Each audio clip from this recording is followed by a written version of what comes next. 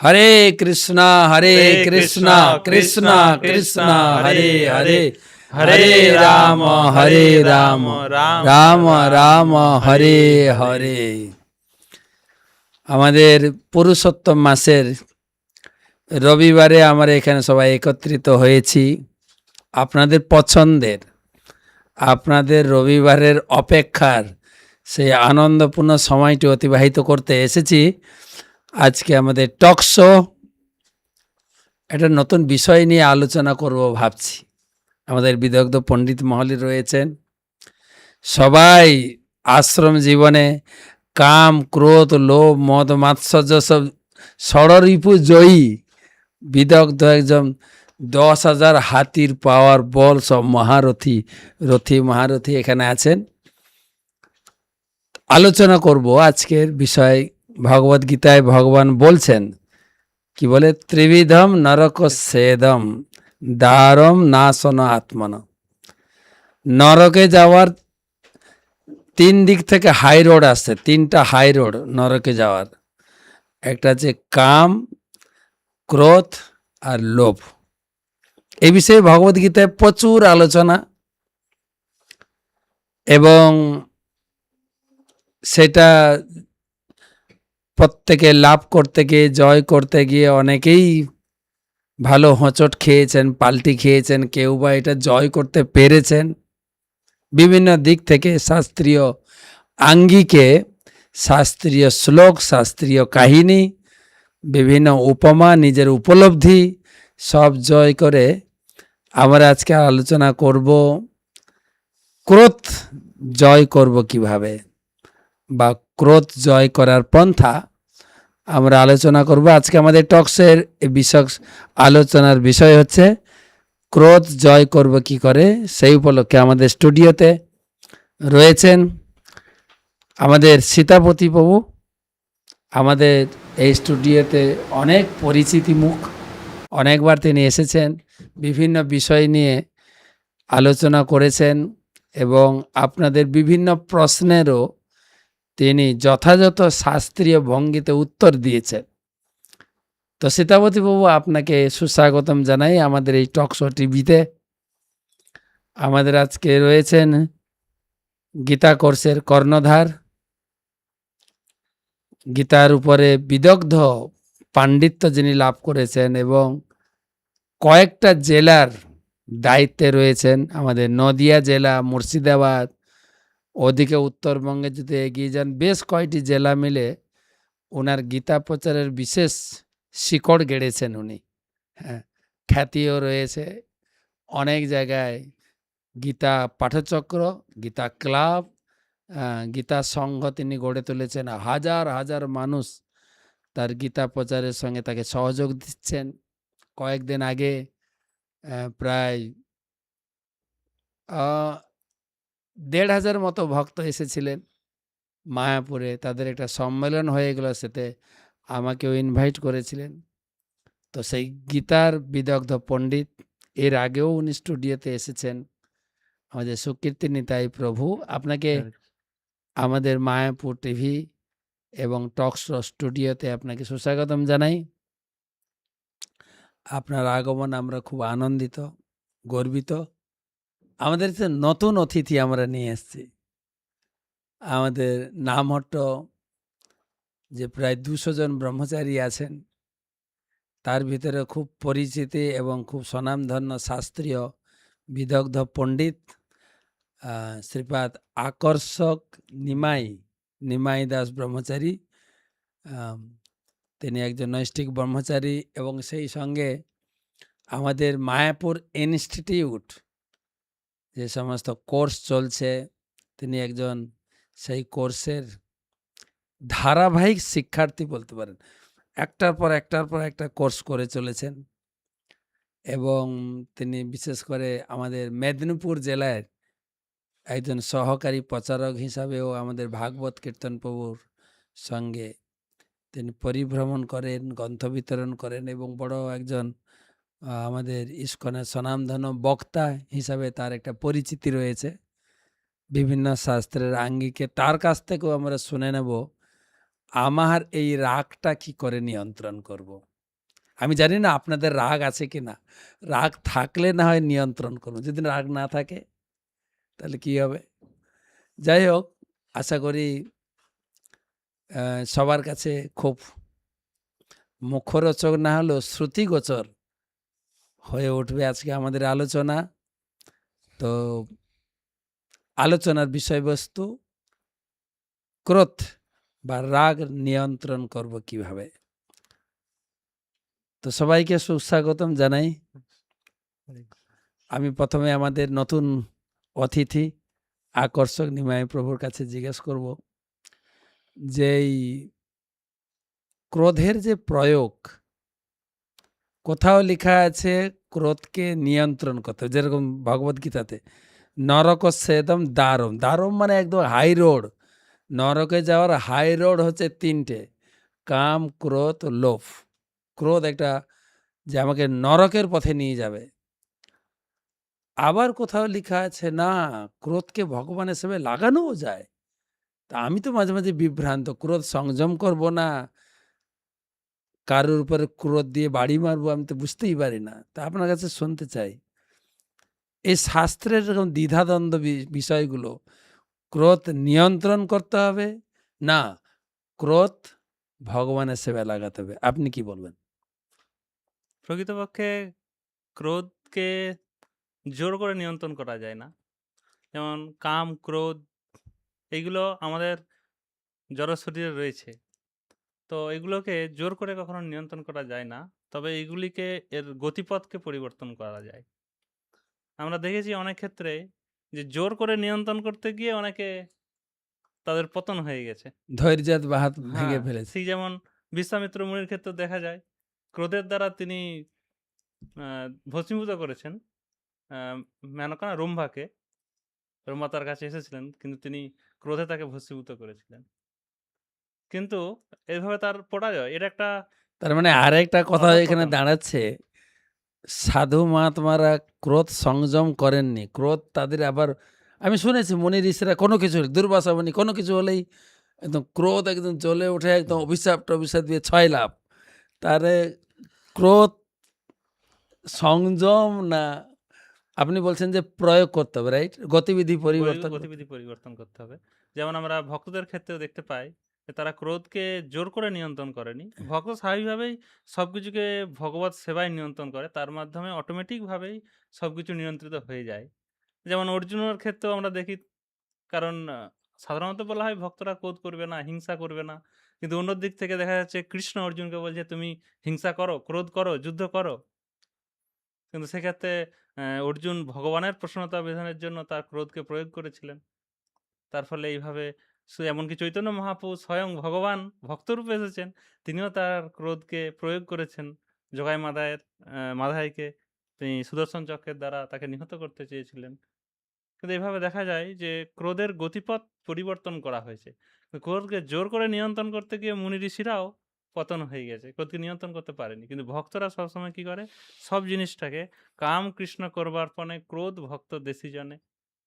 তো কামকে কৃষ্ণের সেবায়, ক্রোধকে ভক্ত বিদ্বেষী যারা, যারা ভগবান বিদ্বেষী, ভক্ত বিদ্বেষী, তাদের ক্ষেত্রে সেই ক্রোধকে আমরা প্রয়োগ করতে পারি। সেভাবে আমরা ক্রোধের গতিপথকে পরিবর্তন করতে পারি। ধন্যবাদ। ক্রোধকে উপযুক্ত ক্ষেত্রে ব্যবহার করতে হবে। কিন্তু আমি আমার উপলব্ধি থেকে দেখেছি সব জায়গায় ব্যবহার করা যায় না। কিছু কিছু জায়গায় ক্রোধ সংবরণ করতে, যদিও শাস্ত্রে লেখা আছে ক্রোধ ভক্ত দেশি জনে, এমন একটা পরিস্থিতি যেখানে সে ভক্তির বিরোধী কথা বলে একদম উত্তক্ত হয়ে উঠেছে, সেক্ষেত্রে যে আমি একদম ক্রোধ করে কিছু প্রয়োগ করতে পারো সেই পরিস্থিতিও থাকে না। অনেক সময় ক্রোধকে সংযমও করতে হবে, নিজের বাঁচার তাগিদেও ক্রোধকে সংযমন করতে হয়, সব জায়গায় প্রয়োগ করার জন্য। সীতাপতি প্রভু, আপনার কাছে শুনতে চাই, মহাভারতের বিশাল যুদ্ধকাণ্ড, অর্জুনকে, অর্জুন তো বলা গেলে শান্ত প্রকৃতির ছিলেন, ভগবান কিন্তু তাকে যুদ্ধ করার জন্য তার ক্রোধকে জ্বালিয়ে দিলেন একদম কুরুক্ষেত্রের মাঠে, এবং ভগবান নিজে উপস্থিত থেকে মহাভারতের আঙ্গিকে পঞ্চপাণ্ডব বা আমাদের কৌরবদের ক্ষেত্রে ক্রোধের ব্যবহার সম্বন্ধে আপনার কাছে কি শুনতে চাই? ক্রোধ। হরে কৃষ্ণ মহারাজ।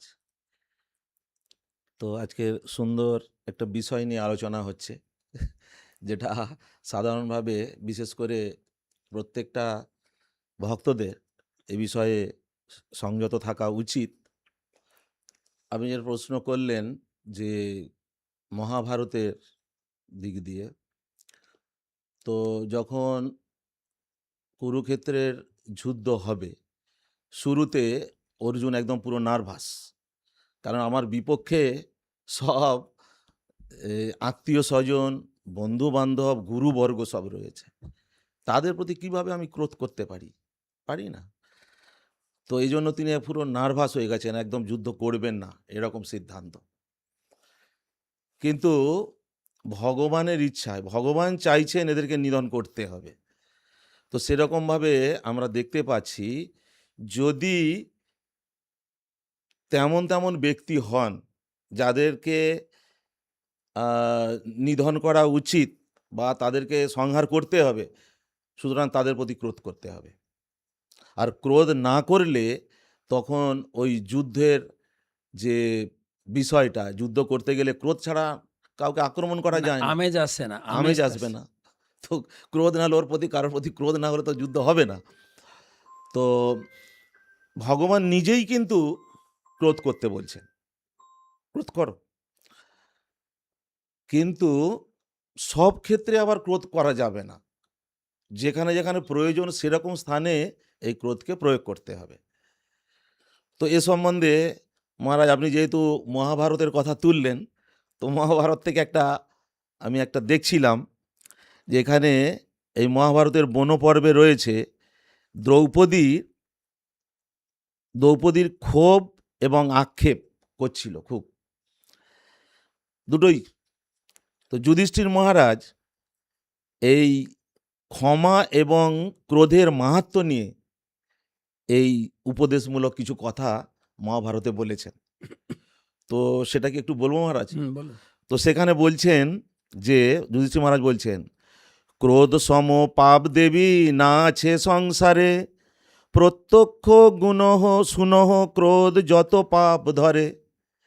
শোনো, এর মতো দেবী, এর মতো পাপ সংসারে আর নেই এই ক্রোধের মতো।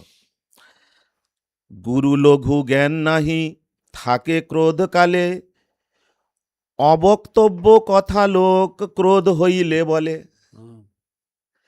বুঝতে পারছেন, এখানে লঘু গুরু কোনো জ্ঞান নেই, কে বড় কে ছোট ওখানে দেখবে না। যদি ক্রোধ কারোর মধ্যে এসে যায়, ওইরকম ওই কোনো থাকবে না। আর যেগুলো বলা উচিত নয় কাউকে, ওরকম কথাও বেরিয়ে যাবে কখন, যদি ক্রোধ হয়। ক্রোধের সময়টা বলবে, থাকুক অন্যের কার্য হয় আত্মবৈরী, বিষ খায় ডুবে মরে অস্ত্র অঙ্গে মারি। তো এরকম অবস্থা হয়ে যায় ক্রোধ করতে করতে, যে আত্মঘাতী হয়ে যায়। হয় বিষ খাবে, নাহলে ডুবে মরবে, না হলে নিজেই অস্ত্রের দ্বারা মারবে, মানে আত্মঘাতী হবে। এ কারণে বুধগণ সদা ক্রোধ ত্যাজে। বুধগণ মানে বুদ্ধিমান ব্যক্তি, যারা বুদ্ধি দিয়ে কাজ করতে হবে, তারা এই ক্রোধকে ত্যাগ করেছেন। অক্রোধী যে লোক তারে সর্বলোক পূজে। যদি অক্রোধী হয়, সেই রকম ব্যক্তি হলে তাকে সবাই পূজা করে, যার মধ্যে কোনো, যার মধ্যে ক্রোধ নেই। অক্রোধ পরমানন্দ নিত্যানন্দ রায়, এই নিত্যানন্দ প্রভু হচ্ছেন, আপনার কথা অনুযায়ী সেটাই, যে সর্বলোকে পূজিত নিত্যানন্দ প্রভু। হ্যাঁ। ক্রোধে পাপ, ক্রোধে তাপ, ক্রোধে কুলক্ষয়, ক্রোধে সর্বনাশ হয়, ক্রোধে অপচয়। হেন ক্রোধ যেই জন জিনিবারে পারে, ইহলোক পরলোক অবহেলে তরে। আহা। তো এইরকম যুধিষ্ঠির মহারাজ আমাদেরকে এই মহাভারতের মাধ্যমে তিনি আমাদেরকে শিক্ষা দিচ্ছেন, যে এই ক্রোধকে, কতটা ক্রোধ আমাদের জীবনে ক্ষতি করতে পারে সেটা তুলে ধরলেন। এবং ক্রোধকে কিভাবে ক্রোধকে যদি আমরা জয় করতে পারি বা ক্রোধকে আমরা সংবরণ করতে পারি, তাহলে আমাদের জীবনে কি হতে পারে। তো এই জন্য যেটা যদিও আছে, আমরা আগে যেটা বললাম, প্রথমে যেটা বললাম যে ক্রোধ প্রকাশ করতে হবে উপযুক্ত স্থান অনুসারে, স্থান কাল পাত্র বুঝে। হ্যাঁ, সেখানে ক্রোধ প্রকাশ করা যায়, যেটা আপনি আলোচনা করলেন প্রথমেই, শুরুতেই বললেন যে ক্রোধ ভক্ত দেশী জনে সেখানে অর্জুন করলেন এবং হনুমান আপনারা জানেন রামায়ণে একদম নিজে একদম গিয়ে লঙ্কা পুরো ছাড়খাড় করে দিল একদম, এত ক্রোধ।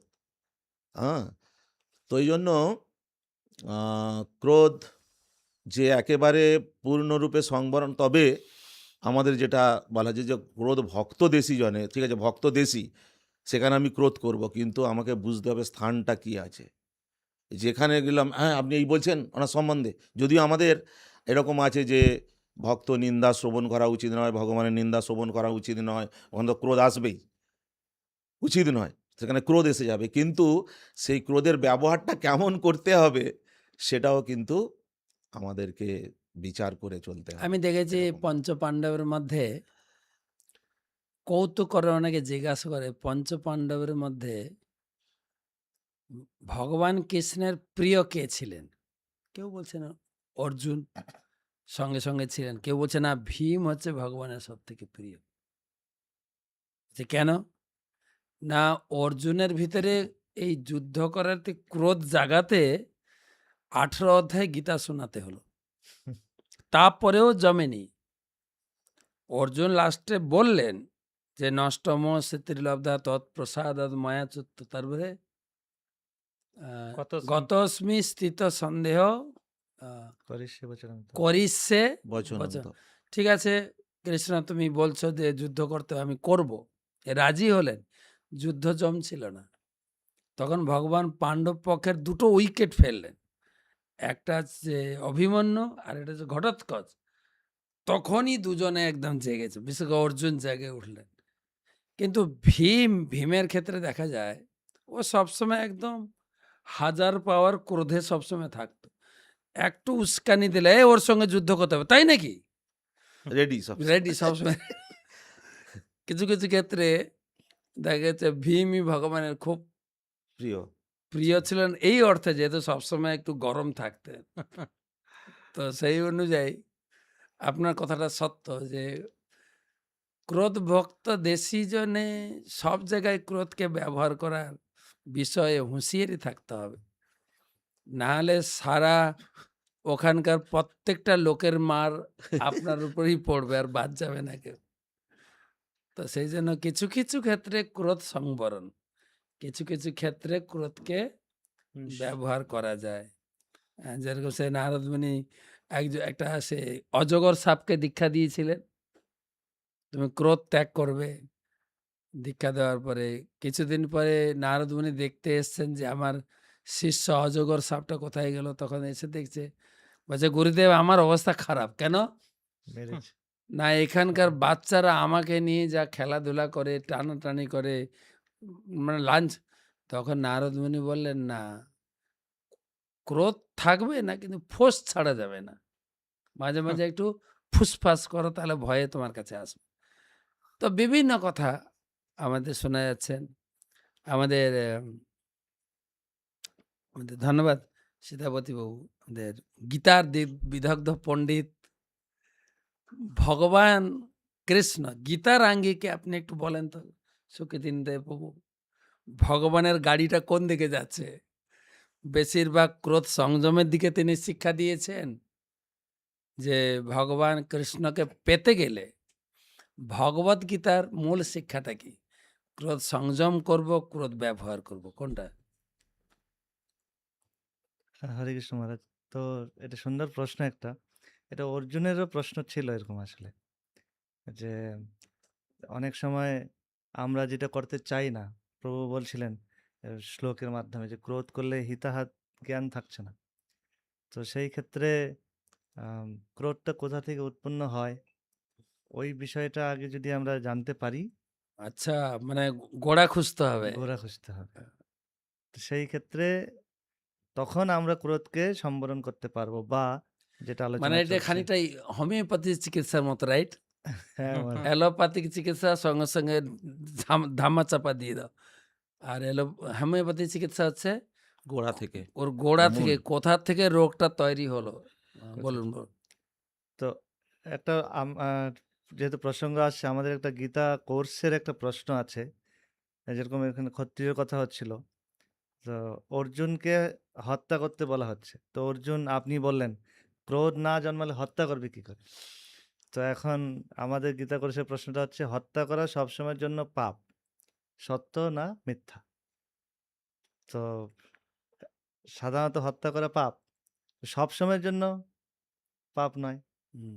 তো সেই রকম, তো এখন ক্রোধ কোথা থেকে উৎপন্ন হচ্ছে? বিশেষ করে গীতা অনুসারে বলা হচ্ছে, কাম এসো ক্রোধ এসো রজগুণ সমুদ্ভব। তো এটা হচ্ছে আমাদের সবচেয়ে বড় শত্রু, কাম এবং ক্রোধ রজগুণ থেকে উৎপন্ন হয়। তো প্রথমে যেটা আপনি বলছিলেন যে এটাকে সম্বরণ করব না প্রয়োগ করব, যেটা আলোচনা চলছে। তো আপনিও এটা মোটামুটি উপলব্ধি থেকে বললেন যে কোথায় যদি ক্রোধ দেখাতে যাই অযথা, নিজের আহ, মানে উপরে সব পড়তে পারে। মার একটাও মাটিতে পড়বে না, সব গায়ে। তো ওই সমস্ত কিছু জায়গায় স্থানকাল পাত্র অনুসারে আমাকে সরে যাওয়া উচিত। না, আমার যেখানে অধিকার আছে সেখানে আমি ক্রোধ প্রকাশ করতে পারি। সেটা কোথায় না বলা হচ্ছে, শাস্ত্র তো আলোচনা চলছে ভক্ত দেশি জন। না, যেরকম আপনার যদি সেই শ্বশুর জামাইয়ের ঝগড়া, এটা একটা ক্রোধের প্রকাশ। আমাদের কি নাম, দক্ষ শিব আর শিব। শিব ঠাকুর। সেখানে কিন্তু ঝগড়া হলো শ্বশুর জামাই, আর মেয়ে করলো সুইসাইড। সেক্ষেত্রে ক্রোধের প্রয়োগ কিরকম বিচার করা যায়? তো এখন প্রথমে না মানা করা হয়েছিল, শিবজি সত্যিকে মানা করেছিলেন যে তুমি ওখানে যাও না, কিন্তু যেহেতু অমান্য হয়ে ওখানে গেছে, তারপরে তো সুইসাইড করলেন। কিন্তু পরবর্তীতে আহ, দক্ষকেও শাস্তি দেওয়ার জন্য শিবজিও ক্রোধের প্রকাশ করেছিলেন, যে দক্ষ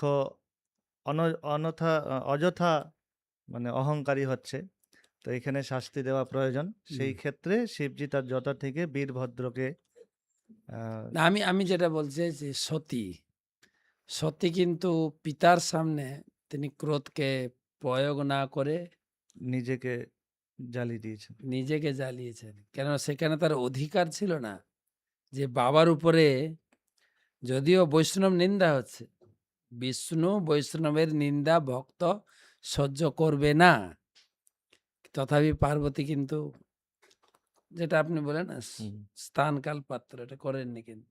তারপরে তবে একটা জিনিস ওই অনেক সময় বলা যায় যে আহ, যদি তিনটে তিনটে আমাদেরকে যুক্তি দেখানো হয় যে যদি তুমি পারো ভক্ত বিদ্বেষী জনের সঙ্গে যুদ্ধ করে তাকে হত্যা করতে, ঠিক আছে, তুমি তার জীব কেটে নাও, তাকে হত্যা করো, পরাস্ত করো, পরাস্ত হত্যা না, করো। পরাস্ত করো। আর যদি না পারো তাহলে সেখান থেকে তুমি চলে যাও।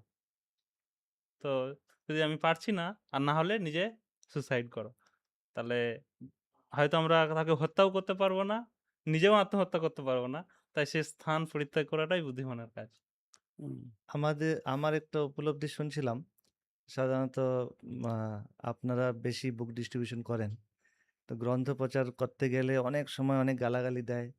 এই আগে আরো বেশি বলতো যে এরা বিদেশিদের চামচা, এরা টাকা কালেকশন করে বিদেশিদেরকে দেয়, এদেরকে সেলসম্যান লাগিয়েছে, কাজে লাগিয়েছে, এরকম করে অনেক টিটকারি করে, অনেক খোঁচা দিয়ে কথা বলে।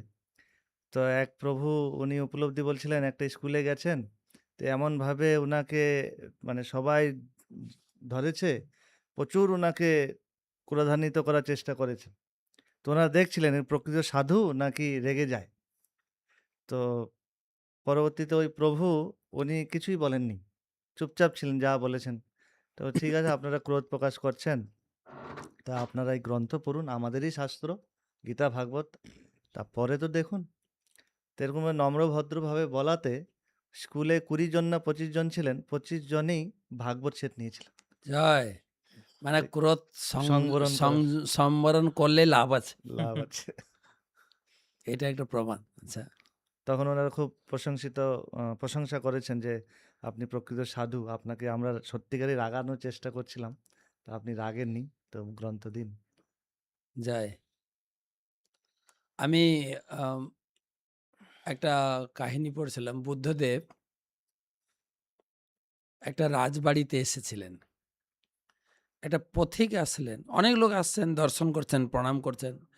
একজন পথিক এসে প্রণাম করে বুদ্ধদেবকে দেখে এত খুশি হয়েছেন, জিজ্ঞাসা করছেন যে, "প্রভু একটা প্রশ্ন জিজ্ঞাসা করব?" বলছে, "হ্যাঁ, করতে পারো।" "না, আপনি এত শান্ত, ধীর, আর কেউ রাগান্বিত করতে চাইলেও আপনি রেগে যান না। এটা একটা বড় সম্পদ। আপনি কি করে লাভ করলেন?" বুদ্ধদেব উনাকে সরাসরি উত্তর দিতে পারতেন, কিন্তু এটা অন্য অ্যাঙ্গেলে শিখাতে চাইলেন।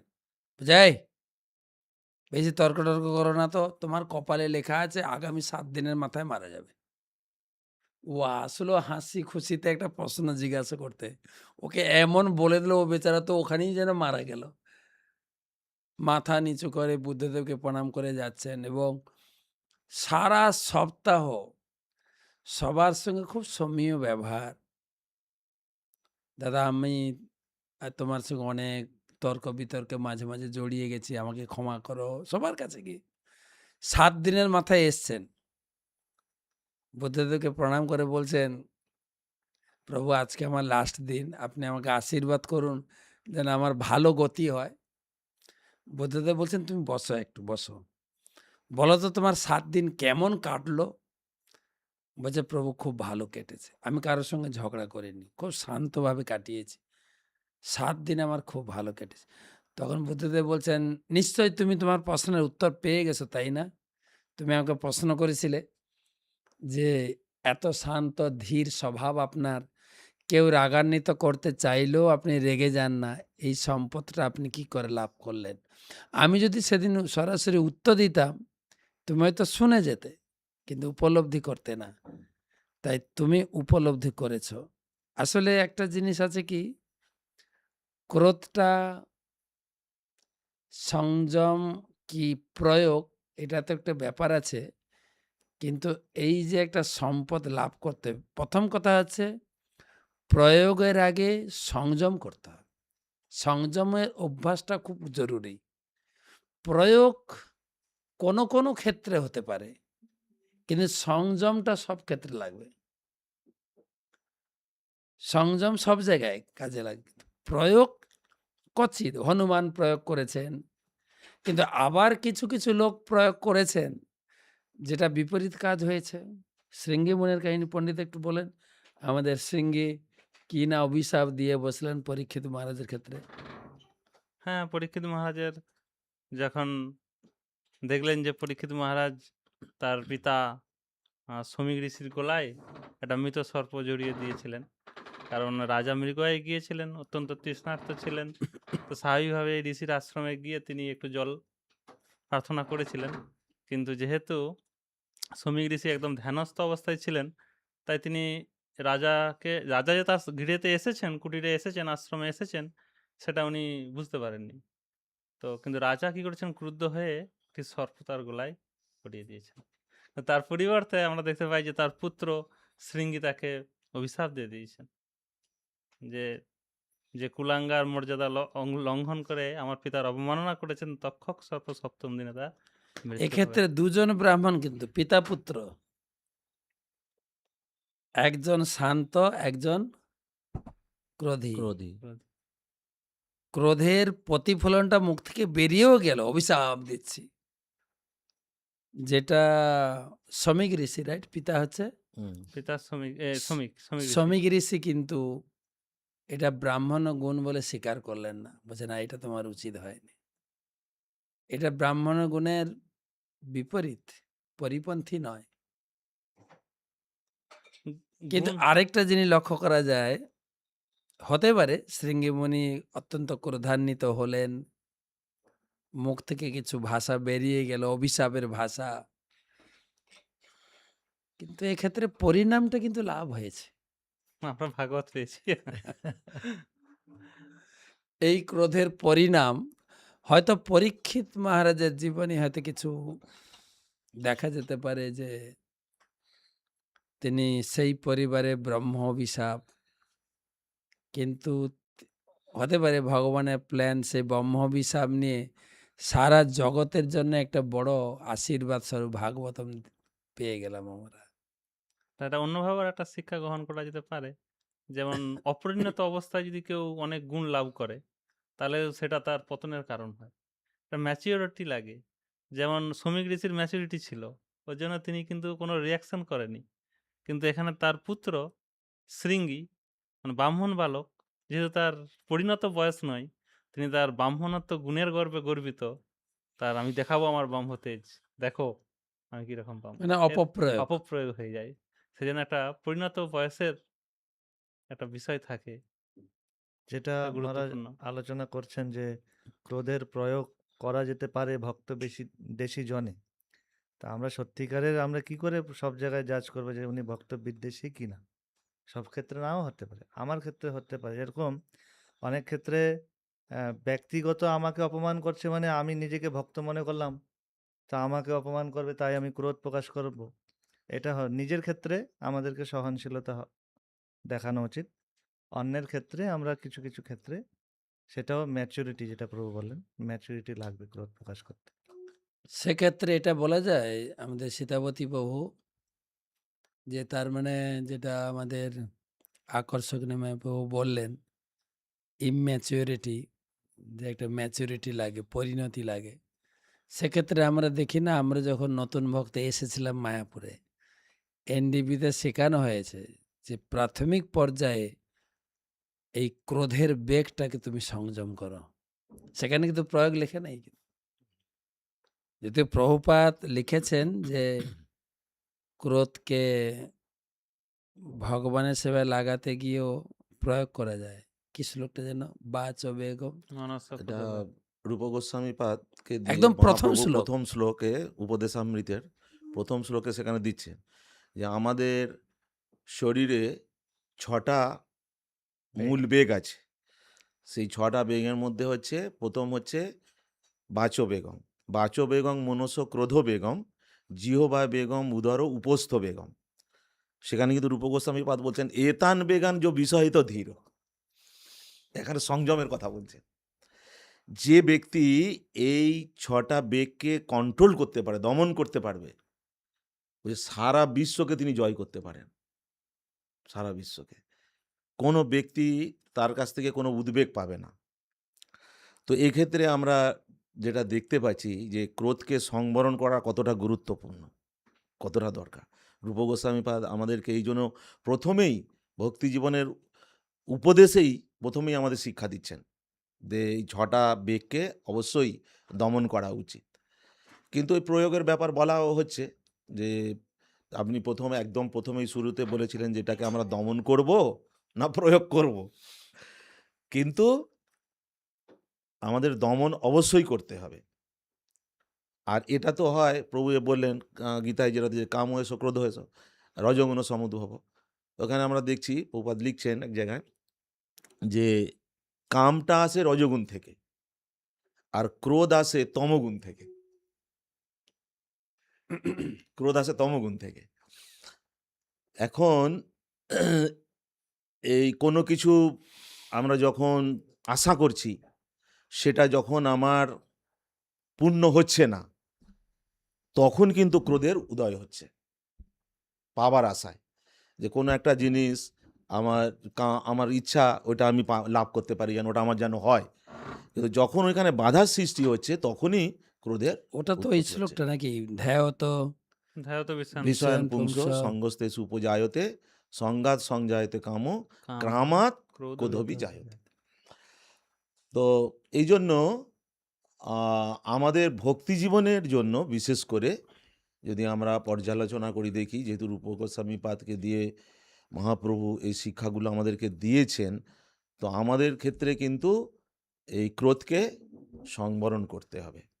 প্রয়োগের যেভাবে চিন্তাটা পরে। প্রয়োগের চিন্তা পরে, এবং প্রয়োগ মনে হয় আমরা তেমন আমাদের সেরকম উপযুক্ত নই, যেটা প্রভু বলছিলেন যে ম্যাচুরিটি বা কিছু এরকম ব্যাপার।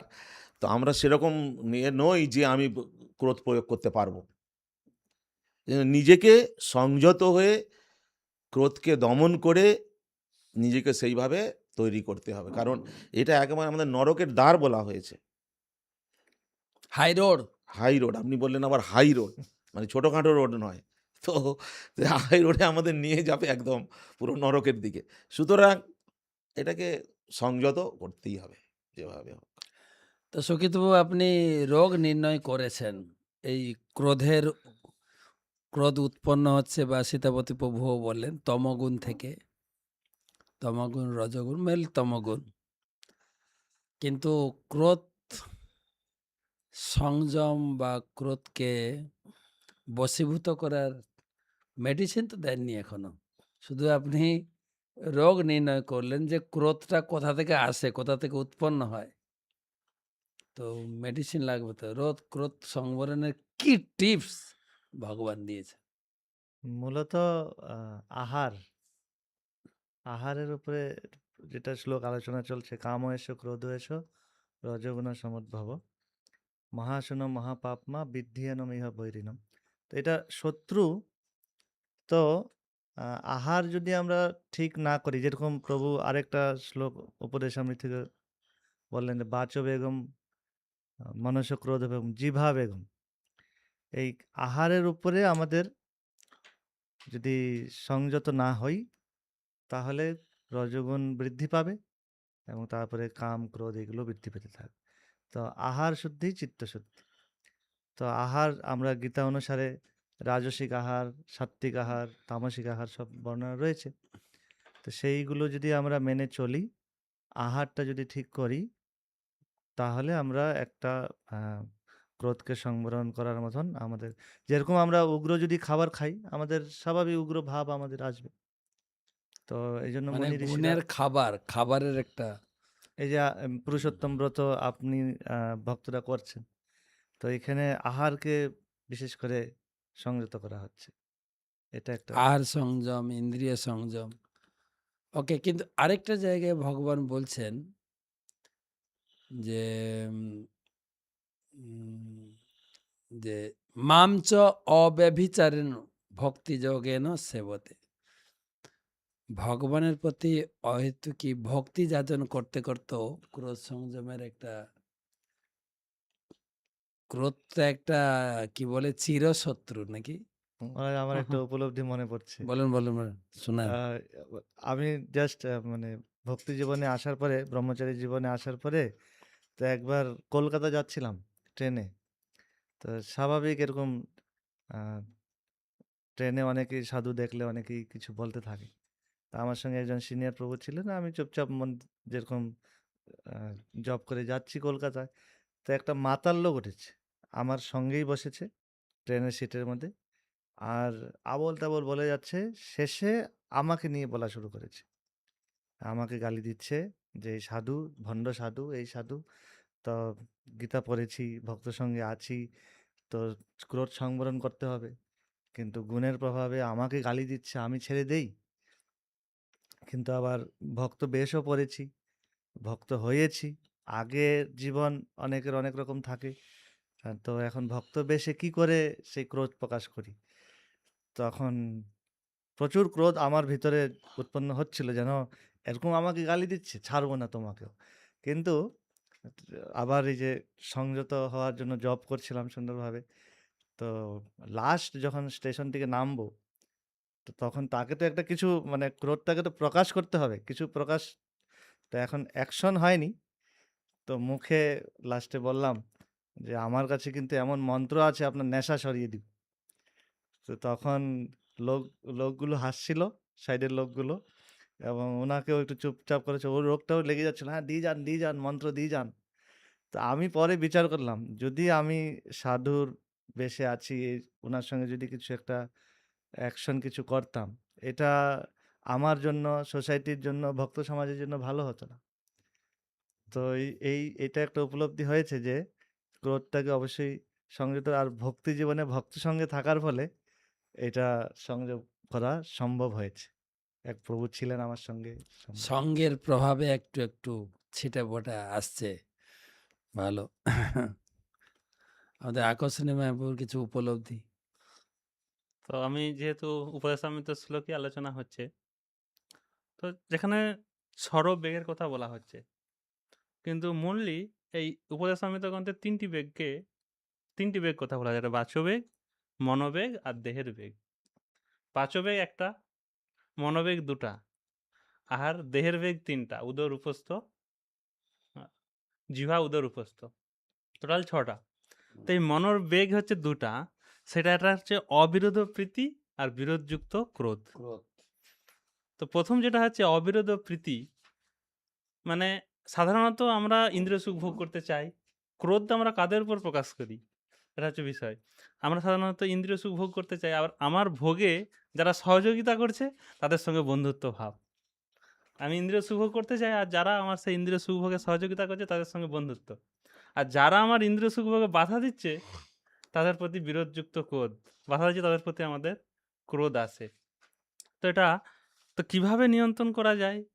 তো অনেক কিছু আছে বিষয় যেগুলোর মাধ্যমে এই বিরোধযুক্ত ক্রোধকে নিয়ন্ত্রণ করা যায়। যেমন প্রথম যেটা হচ্ছে, সেটা হচ্ছে আমাদের ইচ্ছার উপর নিয়ন্ত্রণ। আমরা এমন কিছু বস্তু আমরা চাই যেটা আমাদের ইখতিয়ারের বাইরে, নাগালের বাইরে, বা যেটা আমার সামর্থ্যের বাইরে, এমন কিছু আমরা কামনা বাসনা করি। কিন্তু সেইগুলি কামনা বাসনাগুলিকে নিয়ন্ত্রণ করা, যে আমার যেটুকুন আছে ওটাতে সন্তুষ্ট থাকা উচিত। এটা একটা। দ্বিতীয়ত হচ্ছে আত্মপর্যবেক্ষণ। আচ্ছা, কখন আমার ক্রোধ আসে? ক্রোধ আসার লক্ষণটা হচ্ছে, প্রথমে আমার হৃদয়ে, মানে হৃদয়ে একটু হৃদস্পন্দন শুরু হবে। তারপরে কণ্ঠ, গলার স্বর চেঞ্জ হয়ে যাবে। সারা শরীর একটা উত্তেজনার সৃষ্টি হবে। তখন হুম। বুঝতে হবে যে না, এখন আমার মধ্যে ক্রোধ আসছে, তো অতএব আমার একটু সচেতন হওয়া উচিত। আরও প্রন্থা রয়েছে, মন্ত্র, জপ, ধ্যান, প্রার্থনা, এই সমস্তর মাধ্যমে। আবার বিশেষ করে সঙ্গ, যদি শান্ত স্বভাব বিশিষ্ট সাধুদের সঙ্গ করা হয়, তাহলেও ক্রোধ নিয়ন্ত্রিত হয়। আর একটা বিশেষ ক্ষেত্রে হচ্ছে মৌনতা। বিশেষ করে যেখানে আমি দেখছি যে না, কোনোভাবেই কোনো কিছুভাবে সম্ভব হচ্ছে না, তখন ক্রোধ প্রকাশ না করে চুপচাপ মৌন ভাব অবলম্বন করে থাকা উচিত। কিছুক্ষণ পরে সেটা সমাধান তুরন্ত হয়ে যাবে। রিঅ্যাকশন দেওয়া রিঅ্যাকশন না যাবে না। করা উচিত। তো এইভাবে কিছু সলিউশন আমরা প্রাপ্ত হতে পারি। কি বেশ ভালো ভালো টিপস পাচ্ছেন কিন্তু। প্রথম কথা হচ্ছে ক্রোধ প্রয়োগ না করে প্রথমে সংযত করতে যেন আমরা অভ্যাস করি। যেটা অভ্যাসের মূলে আমাদের সুকৃতি নিতাই প্রভু বললেন, আহার, আমাদের আকর্ষক নিমাই প্রভু বললেন, সঙ্গ, ভালো সঙ্গ। কারণ একটা কথা মনে রাখবেন কিন্তু, বন্দুকের গুলি আর মুখের বুলি দুটো একই কথা কিন্তু। একবার বেরিয়ে গেলে ফেরত আনা যায় না। বন্দুকের গুলি আর মুখের বুলি। মুখের বুলি। দুটো কম্পেয়ার করে দেখা গেছে বন্দুকের গুলির থেকে মুখের বুলি আরো কড়া। বন্দুকের গুলি অনেক সময় কার্যক্ষেত্রে হয় না, ফলস হয়ে যায়। কিন্তু মুখের বুলি, হুম। জিহ্বাতে হাড় নেই, কিন্তু এই জিহ্বা বড় বড় হাড় ভেঙে চুরমার করে দিচ্ছে। খুব সাবধান থাকতে হয়। অনেক সময় কেউ একজন বলছে ৩২টা দাঁত আর জিহ্বার ঝগড়া লেগেছে। জিহ্বাকে বলছে ৩২টা দাঁত, বেশি যদি কিছু করিস না, একদম ৩২টা দাঁত মিলে তোমাকে একদম কেটে টুকরো টুকরো করে দেব। জিহ্বা বলছে আমি একাই তোমার ৩২টা দাঁত ফেলে দেব। তো মূল কথা হচ্ছে সংযত হওয়া শিখতে লাগে। সক্রেটিসের জীবনেও দেখা যায়। সক্রেটিসের একবার তিনি বাড়িতে, তার এক বন্ধু এসেছিলেন কিছু থিসিস নিয়ে আলোচনা করার জন্য। কিন্তু সক্রেটিসের স্ত্রী ছিলেন একটা ঝগড়াটে টাইপের। ও প্রথম থেকেই বকবক বকবক বকবক করে। তার বন্ধু বলছে, "এই মহিলাটি কে?" বলছে, "আমার স্ত্রী।" বলে, "এরকম কেন করছে?" বলে, "ঠিক আছে চলো আমরা একটু পার্কে গিয়ে বসে আলোচনা, এই ঘরে এত ঝামেলা।" উঠে পার্কে যাবেন, তার স্ত্রী এসে এক বালতি জল ঢেলে দিলেন সক্রেটিসের মাথায়। তো তার বন্ধু বলছে, এটা কি হলো? বলে, অনেকক্ষণ মেঘ গর্জার ছিল, এখন বর্ষা হয়ে গেল, এখন শান্ত হয়ে যাবে। না, এতটাই ঠান্ডা মাথার লোক ছিলেন, যার জন্য এইসব জিনিস চিন্তা করতে পারতেন। তুলসীদাসও বলেছেন, কাম ক্রোধ লোভ মত কি जब तब मन में ठान तब तक पंडित मूर्ख एक समान, पंडित मूर्ख तुलसी कहे एक समान। যারা সাধক, যারা এই বিষয়ে অভিজ্ঞতা অর্জন করার জন্য ভক্তিযোগে যুক্ত আছেন, তাদের কর্তব্য হচ্ছে এই কাম ক্রোধকে সংযত করা। আমরা প্রভুপাদ লিখেছেন বিভিন্ন জায়গায় প্রয়োগের কথা, বারে বারে আমরা একটা কথা বলছি, প্রয়োগ সব ক্ষেত্রে সম্ভব নয়। বা প্রয়োগ, যেটা আরেকটা কথা এলো, আমাদের বড় বড় বক্তারা বললেন যে ইম্যাচুরিটি, যে ম্যাচুরিটি না হলে প্রয়োগটা সম্ভব নয়। কখনো গুরুবর্গ ক্রোধ প্রকাশ করেন, সেটা অনেকের ক্ষেত্রে লাভবান হয়েছেন, তার ভক্তির অগ্রগতি হয়েছেন। কিন্তু ক্রোধ সংযম, ক্রোধ সংযম, রূপ গোস্বামীপাদ তিনি বললেন ক্রোধ সংযম করো। আর এই ক্রোধের ফলে হিতে বিপরীত দাঁড়িয়ে, আর এটা একটা সম্পদ। গীতার বিচার অনুযায়ী ক্রোধ সংবরণ করা একটা দৈবী সম্পদ, শুধু সম্পদ না, দৈবী সম্পদ বিমোক্ষায়, যেটা আমাকে ভক্তির অগ্রগতির পথে নিয়ে যাবে। অনেক অনেক কাহিনী রয়েছে, যেখানে আমাদের সিঙ্গিমণি পরীক্ষিত মহারাজের কথা শুনলাম। আমরা একটু অম্বরীশ দুর্বাসা নিয়েও আলোচনা করতে পারি। বিখ্যাত ব্যক্তি, ক্রোধের একদম জাজ্জল্য প্রমাণ, প্রতীক দুর্বাসা মুনির। প্রতি ক্ষেত্রেই তার যেরকমটি ক্রোধ, কিন্তু তাকে সেবায় সন্তুষ্ট করলে ততটাই তিনি আশীর্বাদও ঢেলে দিতেন। দুদিক তিনি প্রমাণ দিয়েছেন। ভাগবতমে অম্বরীশ দুর্বাসা মুনির কাহিনী, আমাদের সীতাপতি বলেন অম্বরীশ দুর্বাসার কাহিনী। দুর্বাসার নাম শুনলেই ক্রোধ না থাকলেও ক্রোধে একটু গাটা ঝাড়া দেয়। আমি লোককে জিজ্ঞেস করি, দুর্বাসা মুনির কথা শুনেছেন? হ্যাঁ। দেখেছেন নাকি? না বাবা, আবার দেখবো। দুর্বাসা এবং অম্বরীশ মহারাজের কাহিনী। দুর্বাসা মুনি পরিচিতি হচ্ছে তিনি একজন মানে রুক্ষ মেজাজের ব্যক্তি, সবসময় ক্রোধে ভরা, মানে একটু ত্রুটি হলেই। তো এখানে এই যে অম্বরীশ মহারাজকে যে দিয়ে তিনি ক্রোধ প্রকাশ করলেন, দেখালেন, কিন্তু যেহেতু তিনি ভগবানের ভক্ত, আর কোথায় ক্রোধ প্রকাশ করতে হবে, এই যে স্থানকাল পাত্র, এখানেও বিচার এসে যাচ্ছে। তিনি ক্রোধ দেখাতে পারেন, কিন্তু কোন ব্যক্তিকে আমি ক্রোধ দেখাচ্ছি, তার কি অপরাধ আছে বা কি তার ত্রুটি আছে। তো এখানে প্রথমে আলোচনা হচ্ছিল যে আমরা যদি এরকম কাউকে হত্যা করি, যারা করছে, কোনো পাপ নেই, যেটা শাস্ত্রেও রয়েছে।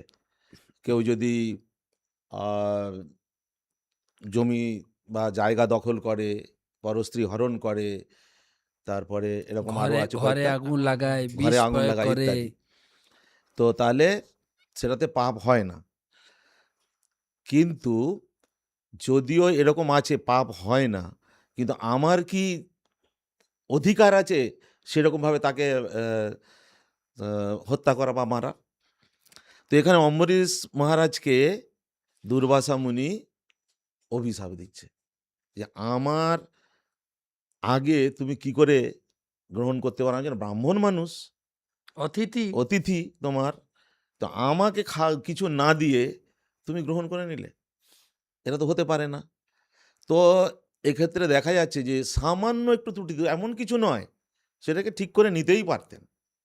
যেরকম অনেক সময় এটা থেকে বোঝা যাচ্ছে যে ক্রোধটাকে মানে সব সময় প্রয়োগ করা যাবে না, যে কোনো ক্ষেত্রেই ক্রোধটা প্রয়োগ করে দিলাম, হয়ে গেল, প্রয়োগ করেই ফাঁপড়ে পড়েছিলেন। শেষ পর্যন্ত কি হয়ে গেল, তার অবস্থা খারাপ। তো এই জন্য যেহেতু উনি ভগবত ভক্ত নন, উনি একজন যোগী মানুষ। এই যোগীর সঙ্গে এখানে ভক্তদের কত তফাৎ, ভগবত ভক্তের। অম্বরীশ মহারাজ ভগবত ভক্ত, তিনি কোনো কিছু ওনাকে যখন অভিশাপও দিলেন, তো আমি যেন তোমাকে এই করতে পারি, তো উনি নির্বিকার, কিন্তু সেখানে ভগবান এসে তাকে সহযোগিতা করছেন, সহায়তা করছেন। কিন্তু দুর্বাসা মুনি যেহেতু ভগবত ভক্ত নন, উনি যোগী মানুষ, যোগ বলে এগুলো করছে, তো সেখানে কি হচ্ছে ভগবান তাকে রক্ষা করছেন না। সবসময় ভগবান তার ভক্তদেরকে রক্ষা করেন। এখানে অম্বরীশ মহারাজও উত্তেজিত হতে পারতেন, যেমন আমরা পরীক্ষিত মহারাজের ক্ষেত্রে দেখছি একটা বাচ্চা ছেলে তাকে দিয়ে দিচ্ছে, অভিশাপ দিচ্ছে, তুই জানো আমি কে, আমি রাজা, তুমি আমার আন্ডারে তোমরা রয়েছো, আর আমাকে এরকম অভিশাপ দিচ্ছে, তোমার এত ক্ষমতা। কিন্তু ভগবত ভক্ত মানে কত সংযত। এখান থেকেই আমরা শিক্ষা পাচ্ছি যে ক্রোধ, ভক্তদের ক্ষেত্রে বিশেষ করে এই ক্রোধকে সংযত করতে হবে। আর এটা সম্ভব হয় আমাদের কামনা বাসনাকে যখন আমরা সংযত করতে পারবো, বিশেষ করে কামনা বাসনাকে ভগবানের সেবায় যখন আমরা নিয়োগ করতে পারবো, যুক্ত করতে পারবো ভগবত সেবায়, সাথে সাথে ক্রোধটাও সংবরণ হয়ে যাবে। কামটাকে যদি আমরা, অর্থাৎ কামনা বাসনাকে যদি আমরা সংযত করতে পারি এই ভগবত সেবার মাধ্যমে, তাহলে ক্রোধটা আপনা থেকেই সংযত হয়ে যাবে। একটা বড় টিপস হচ্ছে, যেটা আলোচনায় উঠে আসছে, সঙ্গে সঙ্গে রিয়াকশন করো না, একটু ভেবে চিনতে কথা বলো, একটু ভেবে চিনতে। যেটা অম্বরীশ মহারাজ একদম চুপচাপ ধীর ছিলেন। আর যোগী আর ভক্তের পার্থক্য, হুম, ভক্ত ধীরস্তত্র ন মুহ্যতি, ধীর। যুধিষ্ঠির মহারাজ স্থির, ধীর ব্যক্তিকে, এই ধীর ব্যক্তির কাছে এই গুণটা তো আছে, যে তারা যেরকম প্রভুপাদের ক্ষেত্রে আমরা দেখেছি, প্রভুপাদকে উত্ত্যক্ত করার জন্য মিডিয়া লোকেরা কি করত, মিডিয়া লোকেদের কাজ হচ্ছে লোককে উত্ত্যক্ত করা। প্রভুপাদকে একদিন বলছেন, আপনি বিদেশে এসেছিলেন জাহাজে চড়ে 1 মাস যাত্রা করে তবে ফিরলেন, বিদেশে পৌঁছালেন, আর এখানে এসে এরোপ্লেনে ছুটে বেড়াচ্ছেন। তার মানে এসছিলেন গরিব লোক হয়ে, আর এখানে কিছু টাকা পয়সা হয়ে গেছে। প্রভুপাদ ধীর স্থিরভাবে উত্তর দিলেন, বলছেন, হ্যাঁ আমি এসছিলাম জাহাজে চড়ে, তা আবার মালবাহী জাহাজ চড়ে এসছিলাম তোমাদের কাছে কৃষ্ণ ভক্তির প্রচার করব, কিন্তু তোমরা এত দ্রুত গতিতে নরকে যাচ্ছ, জাহাজ দিয়ে তোমাদের ধরতে পারছি না, তাই তোমাদের পিছনে প্লেন নিয়ে ছুটছি। ধীর ব্যক্তি। এক জায়গায় প্রভুপাদকে বলছেন, এত পুরানো মন্দির আছে, সেগুলো তো সংস্কার করতে পারতেন, এত বড় বড় মন্দির বানাচ্ছেন, এত কোটি কোটি টাকা খরচা করছেন, এটা কি কেন? প্রভুপাদ খুব শান্ত ধীর। প্রভুপাদ বলছেন, ও লোকটা ফ্যামিলি সহ ছিলেন, স্ত্রী ছিল, একটা ছোট্ট শিশু ছিল। তখন প্রভুপাদ শিশুটার দিকে তাকিয়ে বলছেন, এই শিশুটি কে? বলছে, আমার ছেলে। বলছে, কেন? সংসারে তো অনেক অনাথ বাচ্চা ঘুরে বেড়াচ্ছে, একটাকে নিয়ে তো মানুষ করলে হলেন, বিয়ে করেছেন কেন, তো ঝামেলা নিয়েছেন কেন? তো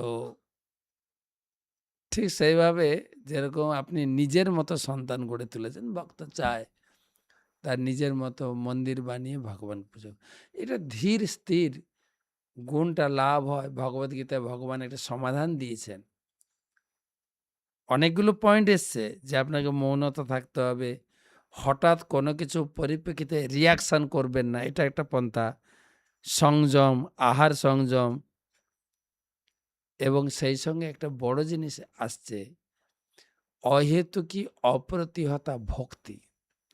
ভগবানকে ভক্তি করতে করতে ভাগবতে বলেছে, যশাস্তি ভক্তি ভগবত অকিঞ্চনা সর্বই গুণস্তত্রে সমাসতে। সমাসতে মানে সমস্ত দৈব গুণাবলী ধীরে ধীরে প্রকাশিত হবে কেউ যদি অব্যভিচারী ভক্তি ভগবানকে নিবেদন করে। তো সেই ক্ষেত্রে আমরা তো প্রায় সময় তো হয়েই গেল, আলোচনার শেষের দিকে আরেকটা জিনিস আমার লক্ষ্য পড়ে যে দুর্বাসা মুনির ক্রোধ প্রয়োগ করে তিনি কিভাবে বিপদে পড়লেন। কিন্তু ভাগবতমের প্রথমের দিকে একটা কাহিনী দেখি আমাদের আকর্ষণ নিমায় প্রভু, এটা গেল দুর্বাসা মুনির কথা কত অষ্টম স্কন্ধে, নবম স্কন্ধে। নবম নবম স্কন্ধে। স্কন্ধে।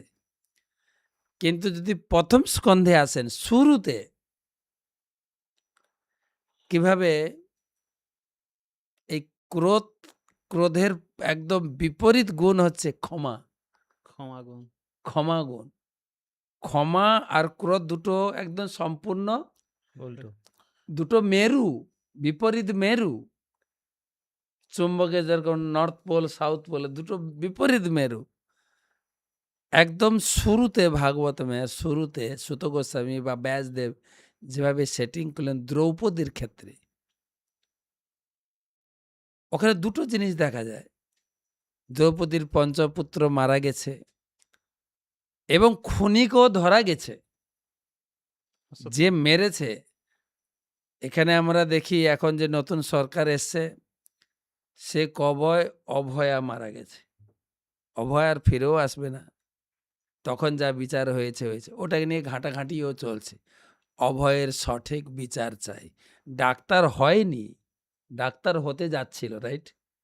ডাক্তার হয়েছিল নাকি না? না, স্টুডেন্ট ইন্টার্ন ছিল। ইন্টারমিডিয়েট ডাক্তার হতে যাচ্ছিল। আর এর 5 ছেলে মহারথী, এক একটা ছেলে নয়, 5টা মহারথী। একসঙ্গেই 5টা মহারথীর গলা কেটে, এটা রোগ ব্যাধিতে মৃত্যু নয়, এটা অন্যায়, এটা সম্পূর্ণ ঘোর অন্যায়। যেখানে ক্ষত্রিয়ের আগুন জ্বলে ওঠার মতো, অর্জুনের হৃদয় তো জ্বলে উঠেছে, আমি খনিকে ধরে তোমার সামনে তাকে কচু কাটা করব, তবে তোমাকে শান্ত করব। খনিকে ধরাও হলো, অর্জুনও মারতে চাইলে না, অর্জুন আবার কি হলো, তার ভিতরেও দয়া এসে গেল। ভগবান বারে বারে ক্রোধ জ্বালাতে চাইলে, এ অর্জুন, তুমি দ্রৌপদীকে বলেছ এর মাথা কেটে নিয়ে যায়, মারো একে। তার যে কি হলো, সেও মারল না, নিয়ে এসে দ্রৌপদীর সামনে ফেলে দেওয়া হলো। এই দ্রৌপদীর যে চিন্তা ভাবনা নিয়ে একটু আলোচনা শোনাতে চাইছে আমাদের দর্শকদের, আমাদের আকর্ষক নিমাই প্রভু। তো যেটা আপনি বললেন মহারাজ, যে যশাস্তির ভক্তি ভগবতী অকিঞ্চনা। তো যারা ভগবানের ভক্ত তাদের মধ্যে সমস্ত দৈব গুণগুলি, বিষয় এমনকি ভগবানের যে গুণগুলি সেগুলিও ভক্তের মধ্যে দেখা যায়। যেমন লোহা যখন আগুনের সংস্পর্শে যায়, তখন আগুনের গুণগুলোও লোহার মধ্যে ট্রান্সফার হয়। তেমনি ভগবানের একটা মহান গুণ হচ্ছে ক্ষমাশীল। আর যখন ভক্তি কেউ করে, তখন ভগবানের যে গুণ, এই ক্ষমা গুণটা, ভক্তরাও সেই সম্পদটা লাভ করে। দেখা যাচ্ছে যে এই অম্বরীশ মহারাজের যে আলোচনা হলো, সেখানেও দেখা যাচ্ছে যে অম্বরীশ মহারাজ ক্ষমাশীল, দুর্বাসা মুনিকে সম্পূর্ণ ক্ষমা করে দিয়েছেন, তিনি তার অপরাধী নেননি। আর এখানেও দেখা যাচ্ছে যে দ্রৌপদী, তিনি অর্জুনকে বলছেন তার স্বামীকে, তার নিজের 5টা পুত্র মারা গেছে, খুনিও সামনে হাজির, কিন্তু বলছেন না, এই আমার গুরুপুত্র, গুরুপুত্রকে কি করে হত্যা করবে। আর তাছাড়া তিনি কতটা বিচক্ষণ এবং তিনি কতটা ম্যাচিওর, যে প্রশ্নটা এসেছিল, কিন্তু যতটা ম্যাচিওর, যে তিনি চিন্তা করছেন, আমি যেমন আমার পুত্রদের মৃত্যুতে যেমন কষ্ট পাচ্ছি, তেমন এই অশ্বত্থামাকে যদি হত্যা করা হয়, তার যে মাতা কৃপি, তিনিও আমার মতো কষ্ট অনুভব করবে। তো ভক্ত কাউকে কষ্ট দিতে চান না, তিনি তার কষ্টটা রিয়েলাইজ করছেন যে হ্যাঁ, আমি যেমন কষ্ট পাচ্ছি সন্তানদের বিরহে, ঠিক তেমনি যদি কৃপিও যেন সেরকম কষ্ট না পায়। কতটা সহানুভূতি ছিল একজন মহিলা হয়ে, আর একজন মা হয়ে আর একজন মায়ের যে দুঃখ, যে সহানুভূতিশীলতা তার মধ্যে প্রকাশিত হচ্ছে। তো এইভাবে তিনি তার মধ্যে ক্ষমা গুণটা তিনি প্রকাশ করেছেন। হ্যাঁ, ক্ষমাগুণ প্রকাশ করেছেন। যেটা আমি বলতে চাইছিলাম যে এই ক্ষমাগুণ প্রকাশ করেছেন বা ক্ষমা করে দেওয়ার এই 6খানা যুক্তি প্রদর্শন করেছেন। একজন কত বড় ধীর স্থির ব্যক্তি না হলে এটা হয়ে ওঠে না কিন্তু। যার জন্য সেই ভাগবতমে অনেক মহিলার নাম আছে, কিন্তু প্রথম মহিলা দ্রৌপদী মহারানী। ভাগবতমে স্থান পেয়েছেন। আজকে অভয়ের মা কি যেন নাম, রত্না দেবনাথ। রত্না দেবনাথ, যে আমি তার বিচার চাই, যার জন্য আমি ভোটে দাঁড়ালাম, জিতেছি। কিন্তু ভাগবতমের শিক্ষা কিন্তু উল্টো। উল্টো। মহারাজ এটা একটা ভাগ কথা আপনি বললেন যে আমি যেরকম পুত্র শোকে আমার হৃদয়টা কাঁদছে, আমি আরেকজন মাকে পুত্র শোক পেতে দেব না। এই যে একটা, কিন্তু আমাদের এই দেশে বা আমাদের জগতে তো সবসময় বদলা চাই, বদলা চাই। প্রতিশোধ। হ্যাঁ, প্রতিশোধ, যেটা ভক্তিবিনোদ ঠাকুর বলেছেন, পর সুখে দুঃখী, সদা পর পর সুখে দুঃখ দুঃখ সুখ কর। কর। এটা হয়তো অনেকটা মিলাতে পারবো না, কিন্তু আমরা ভক্তি জীবনে এসে দেখছি, বিভিন্ন কাহিনী শুনছি, সেখান থেকে লোভ হচ্ছে যে না, ক্রোধ আমাকে সংযম করতে হবে। ক্রোধ সংযমের ফলে তারা মহিষী হয়েছে, তাদের জগতে খ্যাতি হয়েছে। সর্বক্ষেত্রে ক্রোধ সংযমনীয়, এবং ক্রোধ সংযম সম্বন্ধে শাস্ত্রে অনেক শিক্ষা, অনেক কাহিনী, দৃষ্টান্ত, যেটা আমাদেরকে উৎসাহ প্রদান করে ক্রোধকে সংযম করুন। হঠাৎ করে কোনো কিছুতে রিয়াকশন করেন না, চুপ থাকেন। আমাদের গুরুদেব তিনি বলেন, যে সহে সে রহে। সে রহে। সহ্য করতে শিখি আমরা। এ ভক্তি সিদ্ধান্ত সরকার ঠাকুরও বলেছেন, মঠবাসীদের প্রধান কর্তব্য হচ্ছে সহ্য করতে শেখা। মহারাজ যারা আমরা ভক্তি পথে এসেছি, ভক্তি পথ অবলম্বন করছি, ক্রোধ সংযম। হ্যাঁ, সুখিত বাবু। আমাদের বৈষ্ণব শিক্ষাই রয়েছে তৃণারূপী শুনিছেন, তররূপী সহিষ্ণু না। এই সহিষ্ণু গুণটা আপনি যেটা বলছেন, সহ্য করলেই তিনি মহান হবেন। আর তাতে আমরা দেখছি যে প্রভু আলোচনা করলেন, অম্বরীশ মহারাজ উনি সহ্য চুপচাপ ছিলেন। বৈষ্ণব, এটাই বৈষ্ণব গুণাবলী।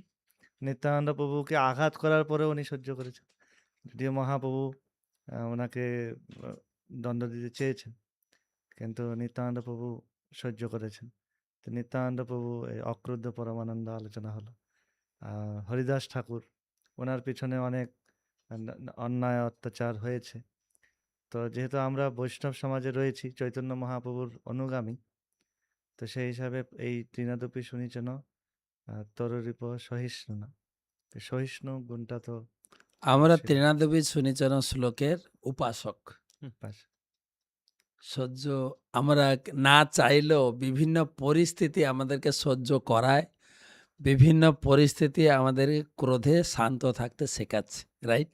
যেটা সীতাপতি বাবু বললেন, সব জায়গায় ক্রোধ প্রকাশ করা যাবে না। সম্ভব না। আকর্ষণ বাবু কিছু বলছেন? তো এখন তো সময় অতিবাহিত, প্রায় আমাদের 1 ঘন্টা পেরিয়ে গেছে। তো আপনারা আশা করি কিছু টিপস পেয়েছেন। একটা কথা না বললে হয়, একটা বাবা তার ছেলেকে ক্রোধ সংবরণ করতে হবে শেখাচ্ছেন। ছেলেটা যখন তখন রেগে যায়, কোথায় কোথায় রেগে যায়। তার বাবা তাকে আদর করে বলছে, শোনো, তোমাকে একটা 1 ব্যাগ ভর্তি পেরেক দিলাম, একটা হাতুড়ি দিলাম, একটা বাটাম দিলাম। যখনই ক্রোধ আসবে একটা পেরেক মেরে দিয়ে আসবে বাটাম। প্রথম দিন 28টা পেরেক মেরেছে। কতবার ক্রোধ এসছে? 28 বার। ও চিন্তা করছে এই ক্রোধে পেরেক মারার থেকে ক্রোধটা সংযম করাটা আরো সহজ। পরের দিন আর কমেছে। তো বাবাকে কি বলছে, বাবা এখনই কিন্তু আমি ক্রোধ সংযম করতে পারি। তো তখন ওর বাবা বলছে, ঠিক আছে, তুই আরেকটা কাজ কর। তোর ক্রোধ আসবে যখন, তুই যদি সংযত করতে পারিস, একটা পেরেক তুলবি। আগে ছিল পেরেক মারা, এখন হচ্ছে পেরেক তুলবে। তো এই পেরেক তুলতে তুলতে যদি 28টা পেরেক মেরেছিল, একদিন পুরো পেরেক ও তুলতে পেরেছে। বাবা বলছে, তার বাবা গিয়ে বলছে, বাবা আমি সব পেরেক তুলে ফেলেছি, মানে আমি ক্রোধ সংযম করেছি। তখন ছেলের হাত ধরে সে বাটামের কাছে গেছে, বলছে তুই ভালো কাজ করেছিস, কিন্তু ক্রোধ সংযম করতে পেরেছিস। কিন্তু একটা জিনিস লক্ষ্য রাখ, এই যে পেরেকের দাগগুলো, গর্তগুলো ওই রকমই থেকে গেল, কিন্তু ওই গর্তগুলো আর বুঝে যাবে না। অর্থাৎ ক্রোধের সময় কাউকে যখন কিছু বলে দেওয়া হয়, তার হৃদয়ে যে একটা আঁচড় কেটে যায়, ওই আঁচড় মুছানো যায় না, হুম। ও থেকেই যায়। আমি কথা বলতে বলতে, হ্যাঁ তুমি সেদিন এই কথাটা বলেছিলে, আমি কিন্তু এখনো মনে রেখেছি। কিন্তু কেউ কেউ ক্রোধে বলেও ফেলে, আমি জীবনেও ভুলবো না। অর্থাৎ ছেলেকে শেখাচ্ছেন, বাবা ক্রোধ যখন আসবে একটু চুপ থাকো, হঠাৎ করে কিছু কাউকে বলে দিও না। এই বলে দেওয়াটা তার হৃদয়ে একটা আঘাত দিয়ে দেয়, যেটা ফেরত নেওয়া যায় না। আরেকটা জিনিস মহারাজ, ওই বিশেষ করে যে ক্রোধ যে প্রকাশ করে, কোন ক্ষতিটা কার হয়? ধরুন আমি কাউকে কারোর উপর প্রকাশ করছি। ক্রোধটাকে আগুনের সঙ্গে তুলনা করা হচ্ছে। তো যদি আমি কারোর উপর ক্রোধ প্রকাশ করব, তো আমি আগুনটা আগে নিজেকে ধরতে হবে। তো আগুন যদি আমি আগে নিজে ধরি, তাহলে আমি আগে নিজে পুড়বো। তারপরে যাকে ছিড়বো তাকে ভালো ভালো পুড়াবে। যুক্তি। আর এই ক্রোধ আগে নিজেকে ক্ষতি করে, তারপরে যার উপর প্রয়োগ করব তার ক্ষতি করে। ক্রোধে মানে লাভ নেই, ক্ষতি সত্যি। ক্ষতি। আমরা ক্লাস দিতে গিয়ে এটা বলি যে ক্রোধ ভক্ত দেশি যেন প্রয়োগ, কিন্তু এখানে আজকের আলোচনার পরিপ্রেক্ষিতে এটা স্পষ্ট যে রূপ গোস্বামীপাদের প্রাথমিক শিক্ষা থেকে সেটাই আমাদের গ্রহণীয়, যে বাচ বেগম মনোবেগম মনস ক্রোধ বেগ। ক্রোধ বেগম। ক্রোধ একটা বেগ, বেগ জানেন তো, বেগ গাড়ি বেগে চলে, বলে না পায়খানার বেগ, প্রস্রাবের বেগ, যেটা এলে আমাকে ওটা ত্যাগ করতে হবে, যেন একটা অস্বস্তিকর। ক্রোধটা একটা বেগ। ভগবদ গীতায় ভগবান বলছেন যে অনুদ্বেগ করং বাক্যম সত্যং প্রিয় হিতম চজ। সত্য কথা বলো, হিতকর এবং মিষ্টি করে বলো, প্রিয় করে বলো। কখনো কখনো কথা বলতে বলতে লোকে বলে দেয় যে তোর মা কি ওই জন্মের সময় মুখে মধু দেয়নি, একটু মিষ্টি কথা বেরোয় না মুখ থেকে, সব সময় একটু টেরা বাঁকা কথা বলো। তো মিষ্টি করে বলতে শিখি ভগবদ গীতার শিক্ষা থেকে। আর সবার মূল হচ্ছে ভগবানের প্রতি অহেতুকি অপ্রতিহতা ভক্তি করতে করতে এই দিব্য গুণাবলী প্রকাশিত হবে। ভক্তিতে জুড়ে থাকেন, ধীরে ধীরে সেই গুণগুলো আসবে, এবং গুণগুলো অর্জন করার জন্যই আমাকে লালায়িত হতে হবে। ক্রোধ সংযম, আহার সংযম, ইন্দ্রিয় সংযম, বাক্য সংযম, এগুলো খুব প্রয়োজনীয়। প্রাথমিক দিকে আমরা যখন ভক্তি জগতে আসি, সে ব্রহ্মচারী হোক, গৃহস্থ হোক, মাতাজি হোক, অল্প বিদ্যা ভয়ঙ্করী না, মনে হচ্ছে অনেক কিছু শিখে বলেছি। কেউ কিছু বৈষ্ণব বিদ্বেষী বা ভগবত বিদ্বেষী হলে তো কড়া কড়া জবাব, শাস্ত্রে বলা হয়েছে ছাড়া যাবে না, বলে না, একদম কাট কাট জবাব। না, কোন জায়গায় কোন পরিস্থিতিতে কিভাবে বলা উচিত, পাত্র অপাত্র, গুরুজনদের সম্মান আমরা ছোটবেলা থেকে শিখেছি। এটা যে শুধু শাস্ত্রে এসে শিখছি তাই না, ছোটবেলা থেকে শিখেছি বড়জনদের মুখের উপর কথা বলা উচিত নয়, শিখেছি আমরা। এছাড়া শিষ্টাচার, এটা একটা ঐতিহ্য, এটা একটা পরিবারের সম্পদ, বংশ পরম্পরাক্রমে লাভ হয়, দৈবী সম্পদ, এটা জন্মসূত্রেও পায় লোকে। তো আজকের আলোচনা এই পর্যন্ত। ক্রোধকে আমরা সংযম করার চেষ্টা করব, এবং ক্রোধ সংযম করার বিভিন্ন টিপস আপনারা পেলেন। আরও যদি জানতে চান ক্রোধের বিষয়ে বা আপনার ব্যক্তিগত কিছু অনুভূতি শেয়ার করতে চান, অবশ্যই হোয়াটসঅ্যাপে আপনি লিখবেন, আর যদি কিছু প্রশ্ন থাকে অবশ্যই লিখবেন। ভালো থাকুন, রবিবারের অপেক্ষায় বসে থাকেন।